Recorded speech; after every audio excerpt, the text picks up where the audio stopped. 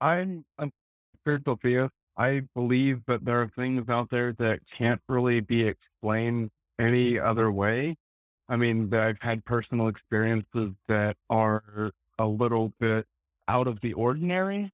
And with that, I mean, I'd like to believe that you guys are right. Like, I want to think that there isn't more out there than can be like Occam's razor. You know what I mean? Where the simplest Mm. solution is often the most correct solution. But like I said, I still have personal experiences that can't be explained any other way. I've been watching you guys for a long time, and I just feel like if anybody was going to be able to talk me down from a more complicated belief than necessary, it would be you guys.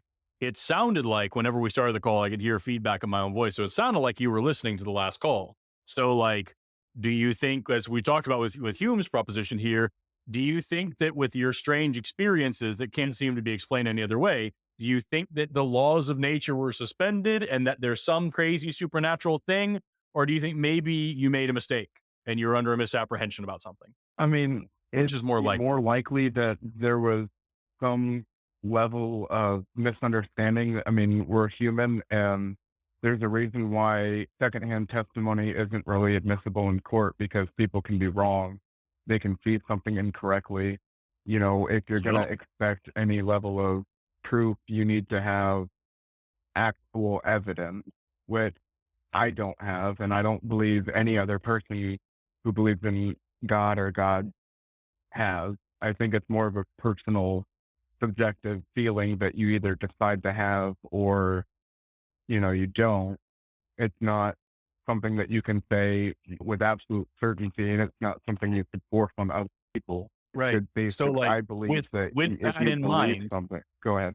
I'm sorry, I don't mean to cut you off, but like, just I need you to get here with me. With that in mind, with the understanding that your eyewitness testimony of these things isn't super reliable, with the knowledge that you do invent memories as time goes on, and things don't really work out in your head, and you can go look on YouTube like eyewitness tests where they'll have like a tour group that's unsuspecting people and they'll have a car zip through and some crazy fucking thing happens. And then they'll ask everybody what just happened. And everybody gives a completely different story because that's how eyewitness shit works, right? With that in mind, should you be basing your view of reality on, I had a weird experience a couple of times and I don't have an explanation for it?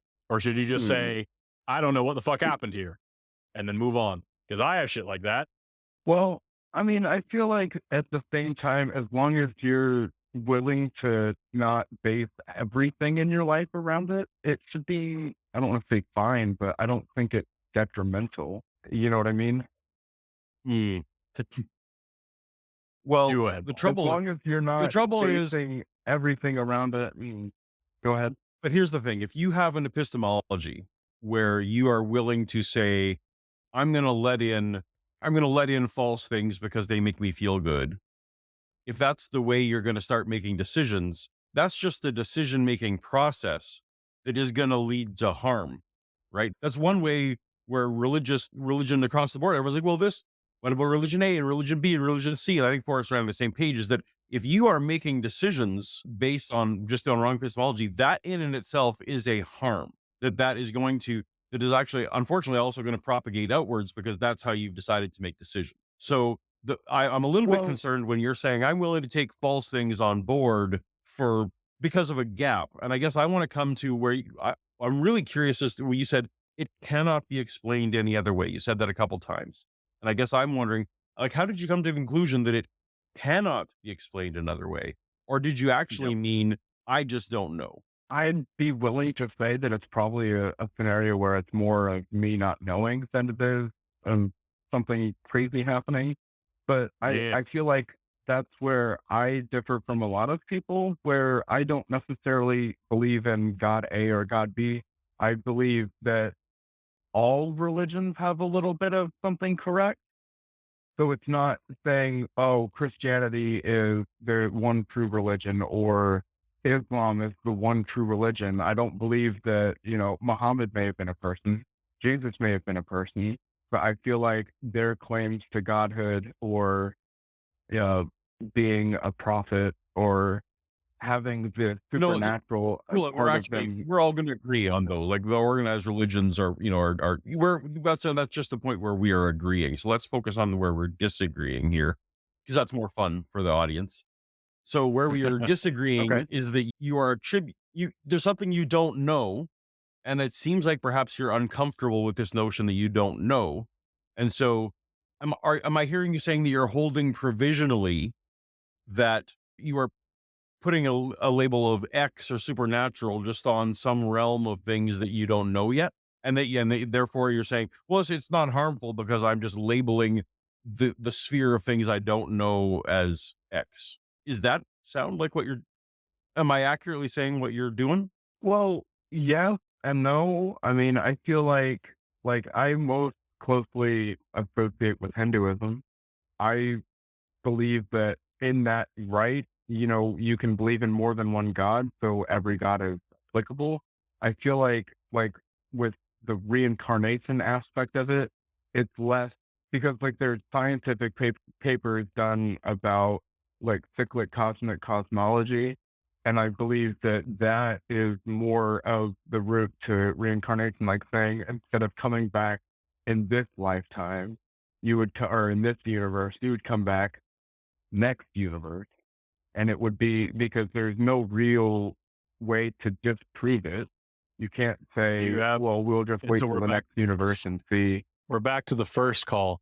Do you have any evidence that there's a next universe? There has been some papers done. I don't know exactly which one or who the author was, but there was somebody won the Nobel Prize a couple of years ago for physics and saying that the cosmic cyclic cosmology is is more likely than not because if we were to have that going on, black holes lower limit mass would be close to 2.1 solar mass, and that's what we find out in the universe is there aren't very many small black So holes, and the ones that we do find are in the range that we would expect to see if Are you cyclic talking about cosmic was Roger cooperated. Penrose? Very possibly. Yeah, so I just did a quick Like I said, Nobel Prize winner reincarnation, and literally people are just citing his article, and he's actually angry about it.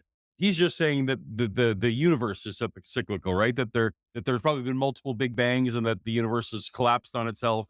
So Roger Penrose is actually rather annoyed that people are saying that. Well, this means that people come back and forth. He's just saying, maybe this universe that we're in has been around before. So that's just an it's example where, like, perhaps that was a thing you didn't know and that's you could have I learned, that's I'm but s- you were comfortable just sort of giving it a label that you wanted to. Like it feels like that's sort of your epistemology. Is that right? I mean, yeah, I feel like yeah. personal opinions of the person who comes up with the idea isn't necessarily like the end all be all. Um, But he like literally wasn't talking there are It's about not the multiple people. He people. wasn't personal talking opinion. about people. It's not the personal opinion of him. It's that you are saying something that he's not saying.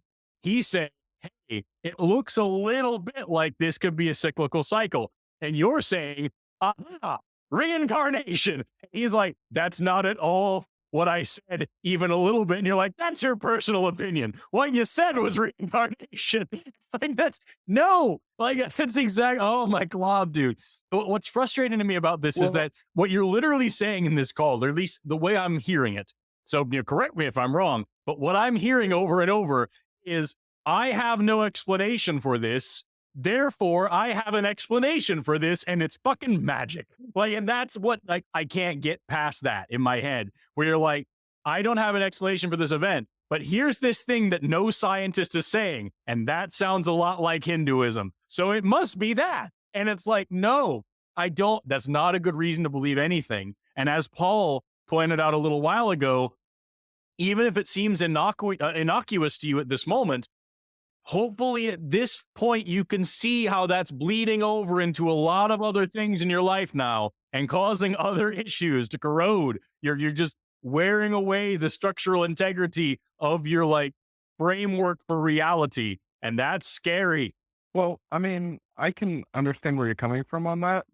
Like I said, I'm skeptical of my belief that, the universe is a certain way. There's, like I said, there's no way to prove or disprove it. What I feel is like my personal situation is every time something scientific, like there's a new paper that comes out that explains X, then I take that and I say, well, then that is true. And I can remove that portion of my theist point of view from and saying, instead of saying, oh, God X or God Y did this, it's okay, now this portion makes sense and I can scientifically rationalize that. And then I can move on and say, well, what else is associated with that discovery or that finding and apply it to my life. I feel like theology is a portion of my identity or a portion of who the way that I look at the world, but I feel like science is a more important way of looking at things, a more rational way of looking at things. Right. So You, maybe you know what stick I to mean? that then. You've heard of But God of the science gaps, right? doesn't You've heard that answer all phrase. the questions. Yes, sir. You've heard, but you've heard God of the gaps, right? Yes. So it seems like you are literally, you just explained to us that everything in the don't know category that you're labeling theism for yourself. And that when something gets pulled away into the, well, we do know it now, you remove it from the theism bucket and put it somewhere else. So you're just advocating and professing God of the gaps as the way you make decisions. I don't know if I make decisions based on my religious theology, though. No, I but Based sorry, decisions try on but and how you make make belief. decisions, rational. but how you'd make Go decisions at ahead. least about God. The way you make decisions about God is you have a bucket of I don't know, and that's God. And then the buckets of things we do know, that's not God. One thing that was very difficult for me leaving religion was being comfortable with I don't know. One great thing that religion did for me was give me certainty about things that I was not justified to have certainty in. And so when you give that up, when you start to live a life where it's like, wait, some things are uncertain, that's super uncomfortable. And that was a place I had to live. And I'm wondering if that is where you are living now. I don't mean to project myself onto you. So please don't, I'm wondering if you have still some inherent discomfort with I don't know. Well, like I said when I was getting trained for the call, I genuinely feel like if anybody's going to be able to talk me down from this, it would be you guys. As I've been wanting to call this show for a while, but I specifically wanted to wait until Forrest was on because I feel like the way he argues for these kinds of things is very persuasive. Like I said, I've been watching you guys for a while and I've heard other Well, callers make some ridiculous claims and I feel like I am also making a ridiculous claim, but I feel that way too. I don't know. I genuinely don't know. And it's something that I, like Paul said, am a little uncomfortable about. And I do exhibit some God of the gap behavior there, but I Yeah, don't I know. feel like what I feel I like, feel like what you're doing is you're latching on to the because I did similar things when I was like in my late teens. I called myself a mystic. I was very much atheist, but I was like, oh, every religion has a little something, right? They're all beautiful flowers in the same garden. All the religions are. And, I understand there's an underlying energy to the universe and that E equals MC squared and that everything, if you really think about it, that's kind of like a God. It's this all permeating, all thing, powerful thing that he controls and makes up all the things around. And that's kind of a creative force that you could really go. I mean, it's not like it's like actually like acting on a will of its own, but I mean, like there's not like the secret with like the law of attraction, but there is a reciprocal effect of our actions. So that's kind of like what prayer is, and like all. And I did all the same bullshit and jumped through all the same hoops, and then I started applying the exact same rules of logic that I do to literally everything else to that, and it fell apart instantly. And that was the last vestigial structure of my upbringing, as my family was pagan. I was raised to believe in ghosts and magic. And if you draw this particular kind of pentagram on the ground and burn these particular herbs, you'll have good luck for the week. And this fly is going to make me fucking gouge my own eyes out, dude. And like, there's a fly buzzing about me as I'm going to kill somebody. Like, that's how I was at the time. I believed in all this magical stuff. And then I started applying the same rules that I do to everything else to that. and it all fell apart. And I tried to hold on to the very last second to this idea that, like, well, it's like, the magic is just science we haven't discovered yet. And there's all this, maybe there's, you can't get away from the maybe it's this way. And you can, just because we haven't proven something isn't there doesn't mean it. And then that was the last gasp of any kind of supernatural beliefs that I had.